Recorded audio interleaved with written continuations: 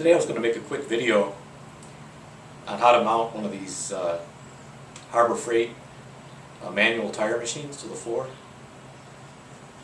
I just bought this Pittsburgh portable tire changer from Harbor Freight, $39.99. Can't beat that for the price. So I thought I'd make just a quick video on how I'm going to mount it to the floor, and this may help you.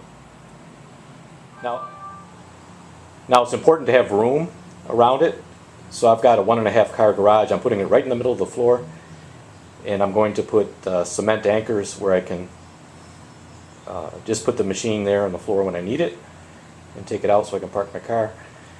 And the unit's not very big really. You could just easily move it out of the way and store it.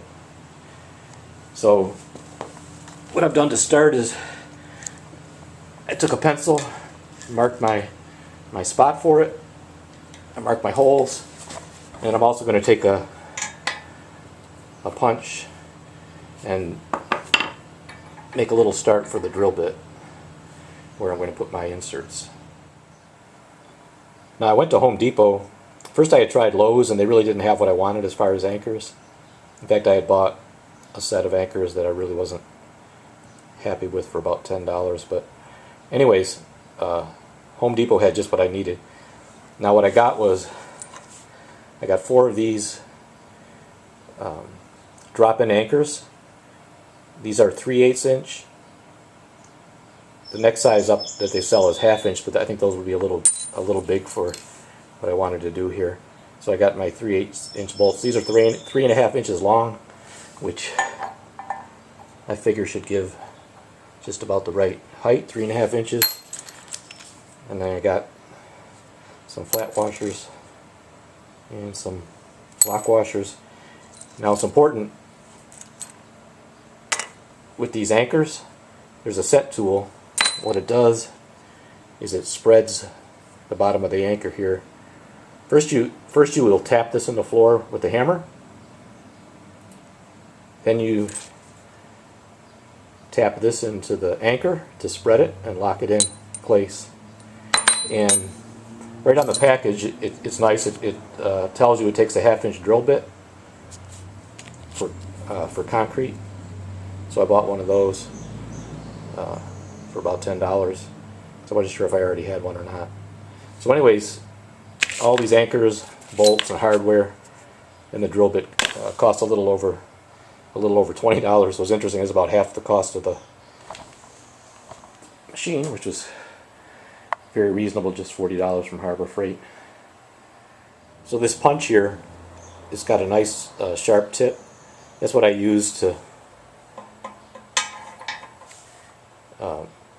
make a little starter mark for the drill bit, which helps your drill bit not to wander when you go to drill the holes. I also had marked the holes with the pencil, but then this will further mark the holes.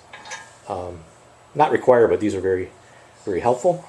Now I put some tape on the drill bit so I can easily see the depth that I want to drill the hole for the insert. Okay, let's drill some holes.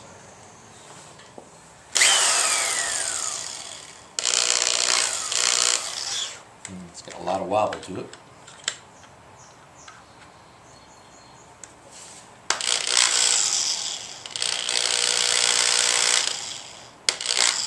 It's too bad. $10 for a wobbly drill bit.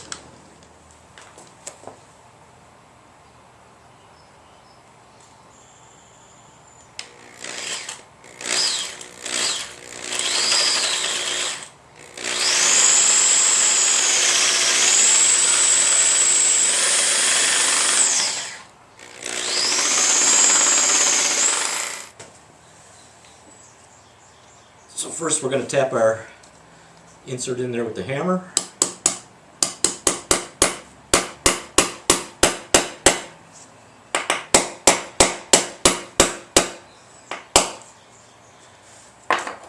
And then we've got our set tool.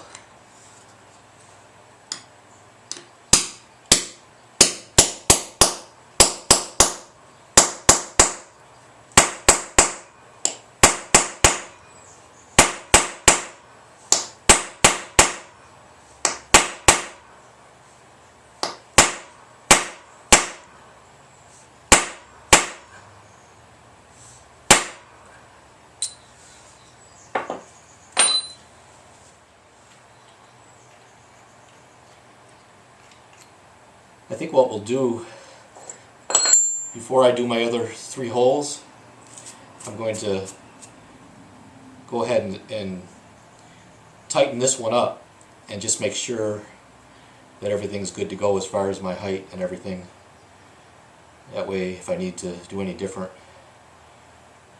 with these holes, just before I do the other 3.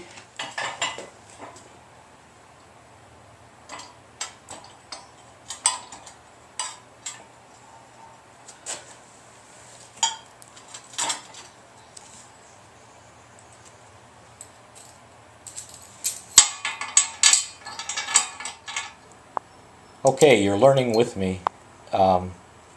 This is why, before I went and set all these holes, because I've never used these inserts before. Now here's the problem that I ran into.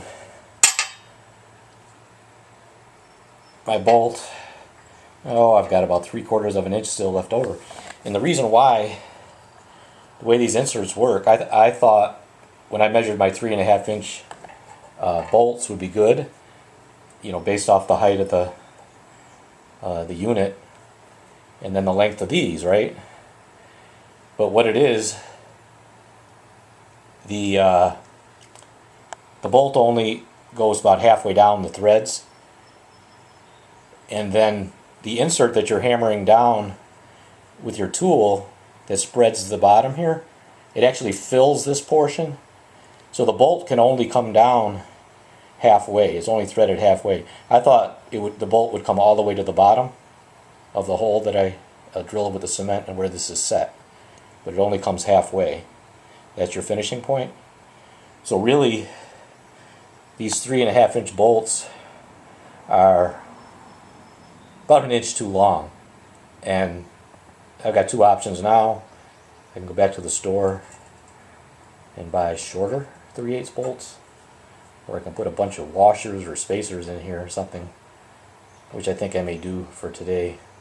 I think I've got some big nuts or things that I can use as a spacer.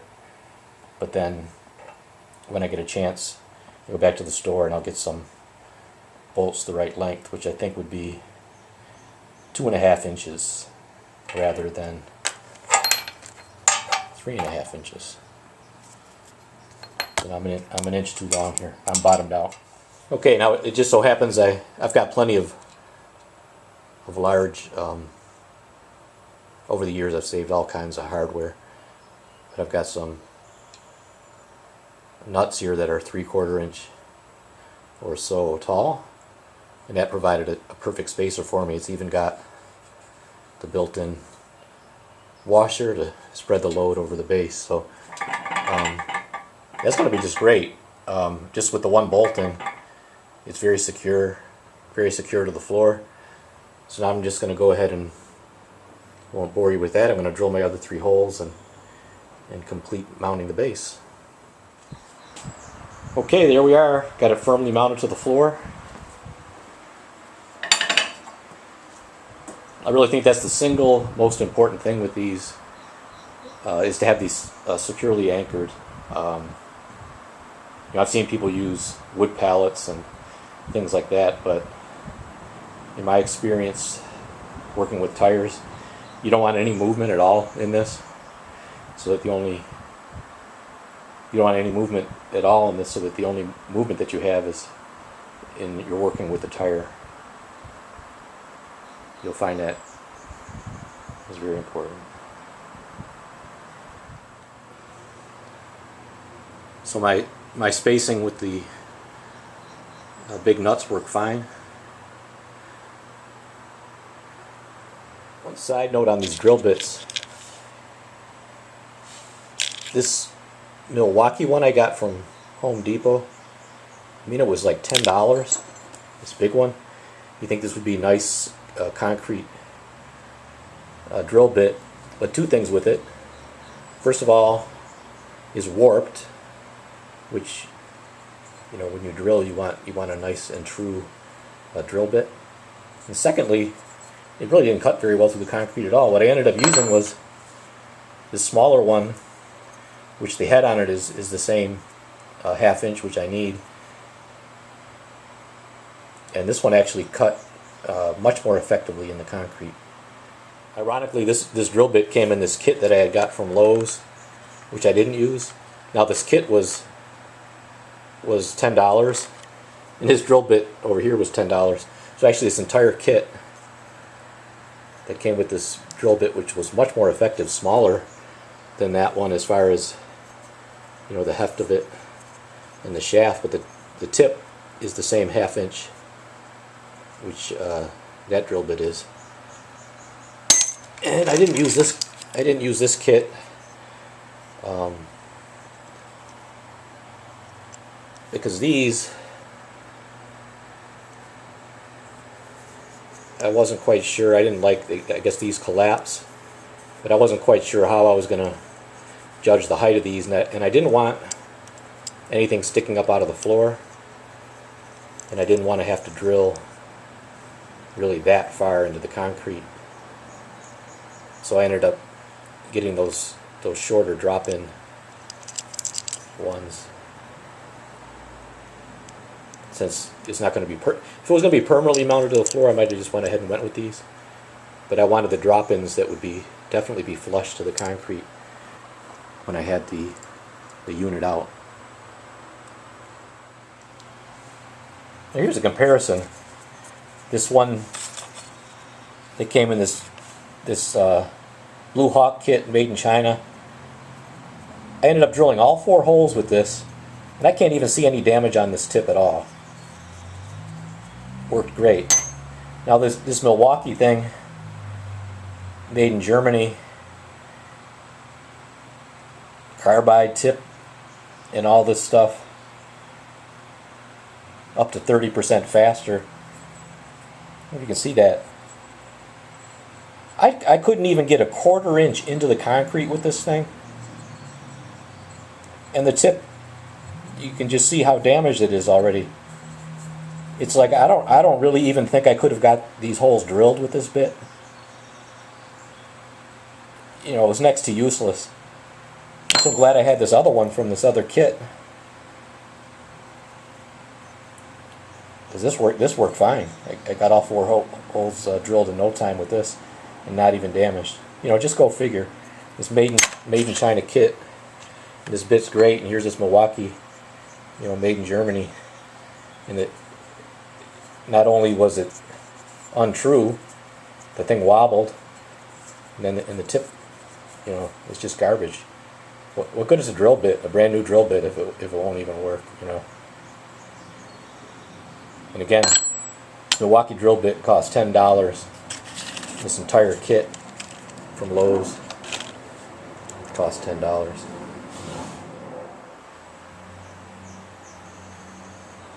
Okay, I'm real happy with that. Stay tuned for my next video. I've got 4 brand new tires for my Saab. So we're going to mount those up and see how this works.